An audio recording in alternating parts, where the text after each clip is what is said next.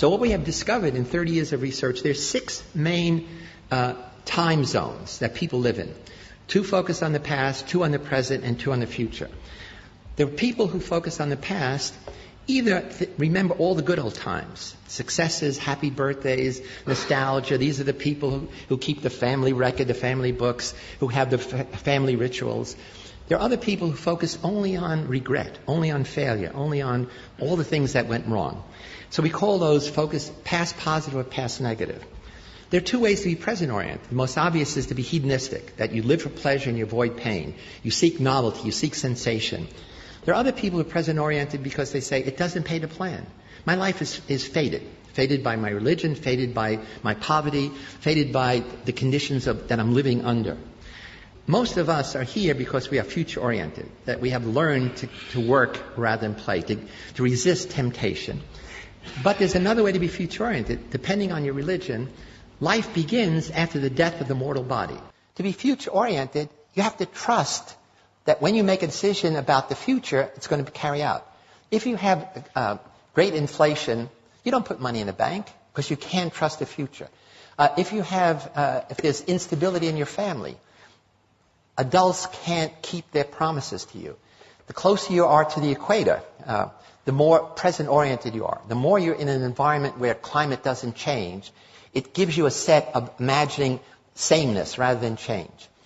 Protestants everywhere have higher gross national product than Catholic countries, in part because of the Protestant ethic, because of the notion that you work hard to succeed, to demonstrate that you are God's chosen people.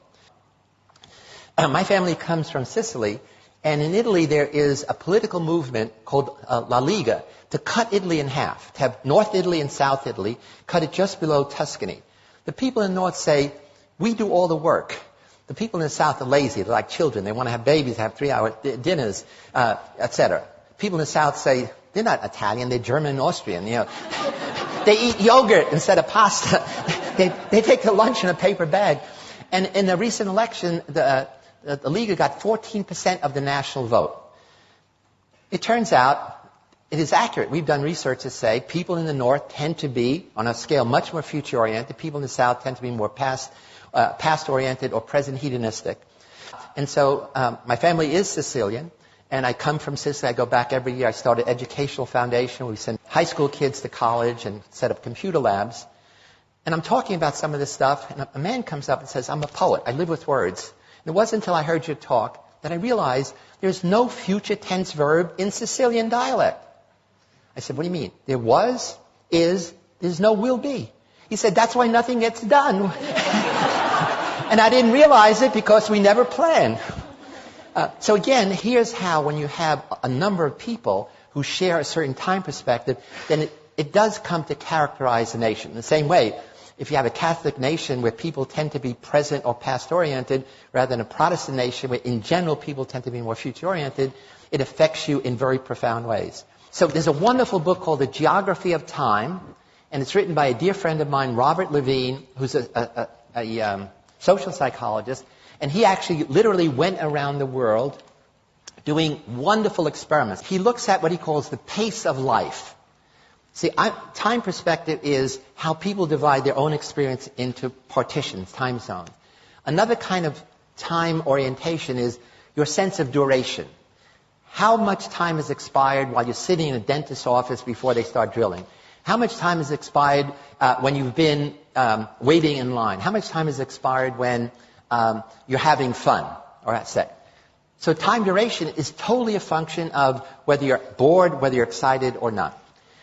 And what he does is he shows that in different cultures, people have a different pace of life. And you do this very simply. You sit in a cafe and you mark off 100 meters, and as people pass, you start a stopwatch. And you see how fast people walk. You go to a post office, and on a piece of paper you say, I'd like, 3 pounds of this postage or 10 euros, and you see how long it takes. So he has a bunch of these measures, and it turns out you can identify cultures as different pace of life, and now cities. And he shows in America, you can rank 60 cities according high pace of life and low pace of life. And the ones that have the highest pace of life Men have the most coronary problems. That is, this becomes part of your whole way of life. We all begin life as present hedonists. All of us. I mean, at the breast, at the bottle, we want pleasure, we want to avoid pain. And one of the things that families do, and especially school, my sense is the purpose of schooling is to take present-oriented little beasts and make them more future-oriented. In some cultures, make them more past-oriented. In America, a child drops out of school every 9 seconds. This is worse for kids from a minority background, and it's worse for boys than girls. There's actually a disaster recipe developing among boys in America, literally dropping out of high school, college, and it's not simply poor performance. One of the problems is, a recent study shows that by the time a boy is 21, he has spent at least 10,000 hours playing video games alone. Probably more watching pornography alone. And you put that together, it means, A, they haven't learned social skills, emotional, social intelligence, but also it means that they live in a world that they create. They're playing Warcraft, they're playing these other games, which is exciting. In fact, I just heard the other day that these game companies are now going to develop 3D games so that the world will be all around you. Their brains are being digitally rewired, which means they will never fit in a traditional classroom, which is analog. Somebody talks at you without even the nice pictures. Meaning it's boring. I mean, you control nothing. You sit there passively. And if you want to change the curriculum, I understand the traditionalists here say we got to go back to reading, writing, arithmetic. Disaster. These kids will never fit into that. They have to be in a situation where they are controlling something, and school is set up, you control nothing. You're passive. School is all about learning, delay of gratification, literally endlessly. All addictions are addictions of present hedonism. Food, sex, drugs, gambling, etc. All of our propaganda, all of our educational message, all our public relations messages are designed for future-oriented kids, who's not the problem. They tell you, here's the negative consequences of doing what you're doing. Future-oriented kids know that, and they don't do it. Present-oriented kids know the future consequences. If you're a teenage girl, you know that if you have unprotected sex, you're likely to get pregnant or have sexually transmitted disease. You know it, but that knowledge never feeds back to change your behavior. So that's the interesting thing about time perspective.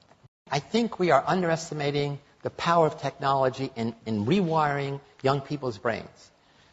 Kids don't wear wristwatches. They say it's a single function device. You don't waste time with a single function device. And they live in a digital thing. What matters is the second. You know, I didn't mention one of the things that gets people upset in America is how long it takes to boot up your computer and how long it takes to download something. Less than a minute.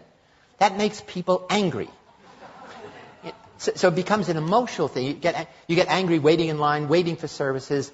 Waiting is a waste of time, even if it's waiting for your computer to boot up. So I think there's a fundamental change going on in our culture that I think we adults are not realizing, that kids are totally different than we were. And it's because it's revolution in time. There was a recent study we did with USA Today asking Americans how busy they are.